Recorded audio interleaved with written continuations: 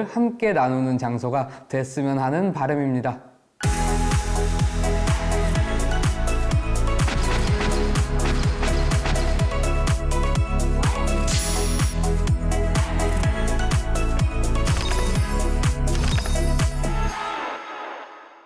가능하다 이렇게 이야기하기 단도직입적으로 불가능에 가깝다고.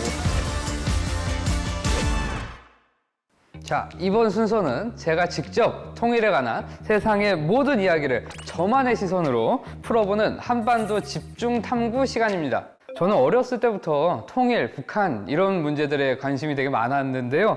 이렇게 보니까 통일은 어느 날 갑자기 찾아오는 그런 게 아니더라고요. 우리가 집을 짓더라도 생각한 대로 이렇게 뚝딱 그냥 아무렇게나 지어지지는 않잖아요. 이게 설계도도 필요하고 또 토지 조사도 해야 되고 골조도 세워야 되고 과정이 아주 많이 있습니다. 이게 통일도 마찬가지더라고요. 순서를 차근차근 만들어가야 하는 그런 구조물인 거죠.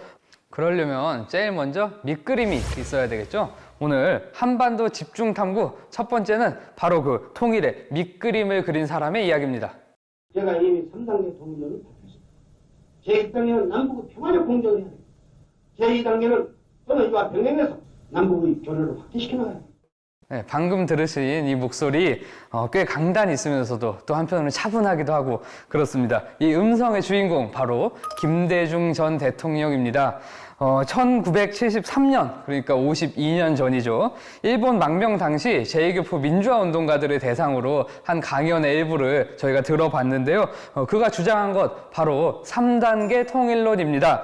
오늘은 김대중 대통령이 왜 이런 구상을 했는지 3단계 통일론은 과연 무엇인지 제가 쉽고 재밌게 설명해 드리도록 하겠습니다. 김대중 대통령 하면 평화, 통일 이런 수식어가 항상 따라붙죠. 그만큼 남북관계와 통일에 정말 진심이었던 그런 분인데요. 조금 전 들었던 연설이 바로 1973년 버전입니다.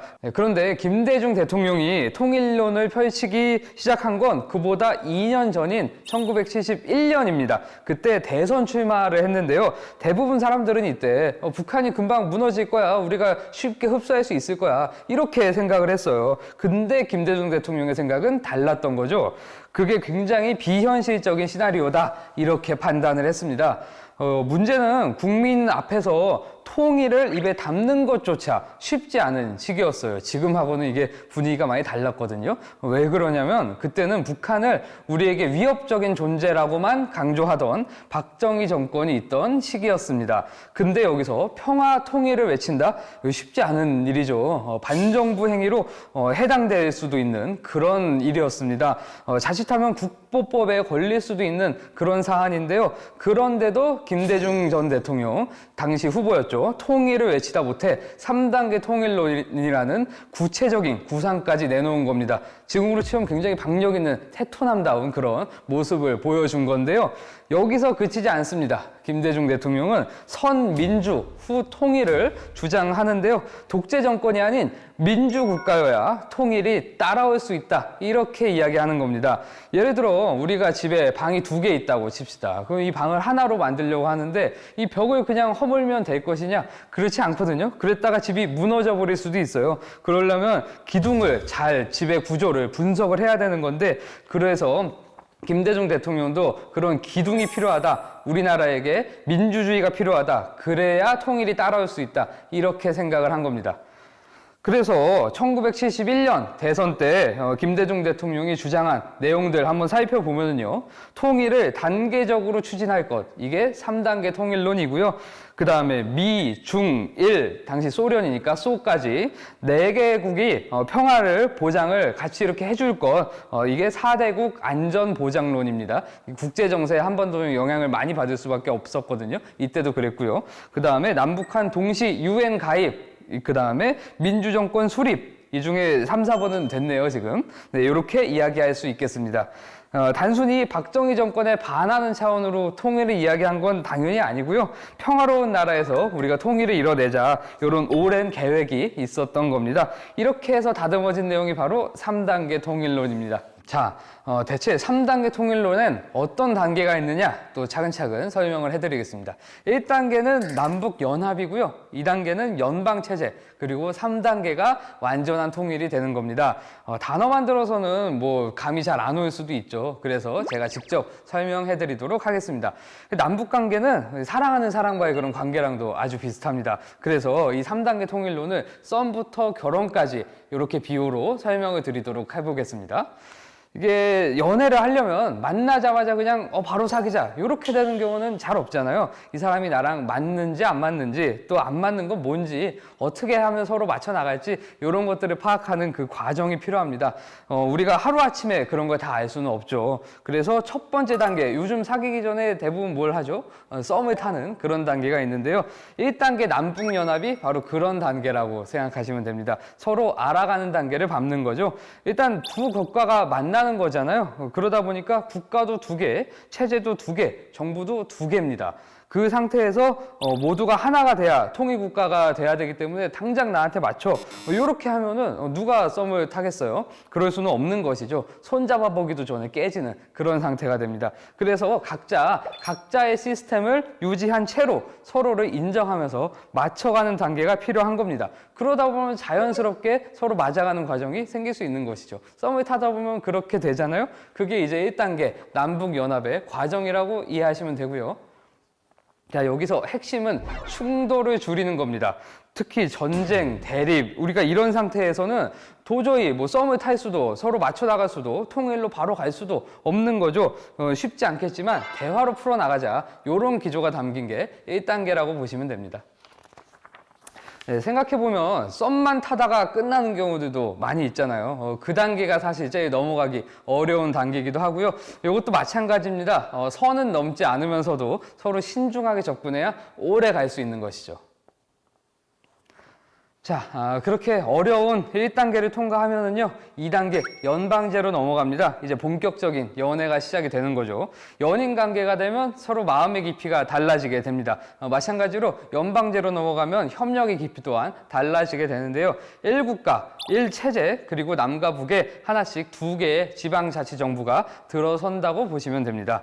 쉽게 말해서 지나가는 연인들을 보고 저기 남자친구, 여자친구 하나씩 있네, 이렇게 이야기하지 않잖아요. 그냥 한 커플이 있다, 이렇게 이야기를 하는데 밖에서 보면 하나의 국가인 거죠. 그리고 여기서 뭐 경제, 교통, 환경, 보건, 교육 이런 국가 공동 정책을 함께 조정해 나가는 중앙 연방 정부가 생기게 되는 겁니다. 결혼을 전제로 연애하는 커플들 생각해 보면 되는데요. 우리 결혼하기 전에 맞출 건 다 맞춰 보잖아요. 뭐 집안일 어떻게 할지, 돈 관리 어떻게 할지 이런 것들 맞춰 보는 것처럼 우리가 제도 통합을 위한 조정 기관으로 요 2단계가 작동한다고 생각하시면 됩니다. 실제로 남과 북이 함께 정책을 운영해보고 국가를 함께 운영해보면서 부딪힐 부분들 무엇이 있는지 같이 다듬어보는 단계인 거죠. 이 포인트는 제도 통합을 위한 조정 기관이라는 겁니다. 이때 조정을 해놔야 나중에 제도를 통합했을 때 뒤탈이 생기지 않겠죠. 그렇게 서로 부딪힐 부분을 하나씩 다듬는 단계, 그게 2단계다. 이렇게 생각하시면 됩니다. 그리고 그 모든 단계를 완료했다면 이제 최종 결혼이 남아 있습니다. 통일이 남아 있는 거죠. 오랜 시간 시행착오를 거치면서 맞춰오다 보니까요, 우리가 비로소 하나가 될 수 있겠다, 이런 상태가 되는 겁니다.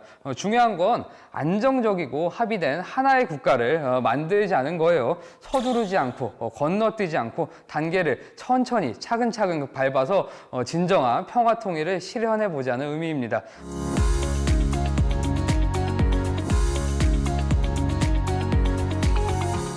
꽤나 구체적인 구상이죠. 당시 이런 구상을 할 수 있었다는 사실이 참 놀랍기도 한데요. 1971년 처음 등장해서 95년에 완성이 된 그런 이론입니다. 그리고 김대중 대통령은 98년에 대통령에 당선되게 됩니다.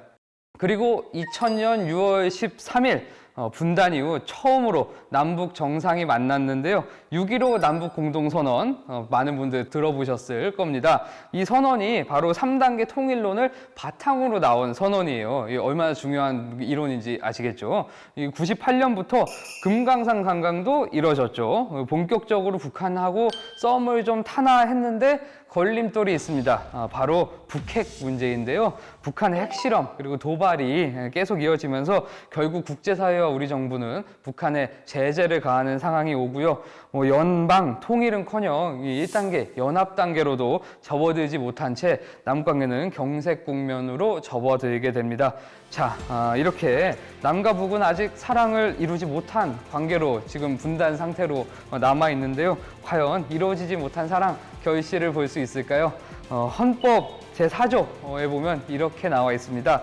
대한민국은 통일을 지향하며 자유민주적 기본 질서에 입각한 평화적 통일 정책을 수립하고 이를 추진한다. 이렇게 되어 있는데요. 이 말을 우리가 새길 필요가 있습니다. 자유, 평화, 통일을 위해서 계속 걸어 나가야 되겠고요. 우리 시청자 여러분들께서도 그 걸음에 함께 해주시길 부탁드립니다. 지금까지 차원의 한반도 집중 탐구였습니다.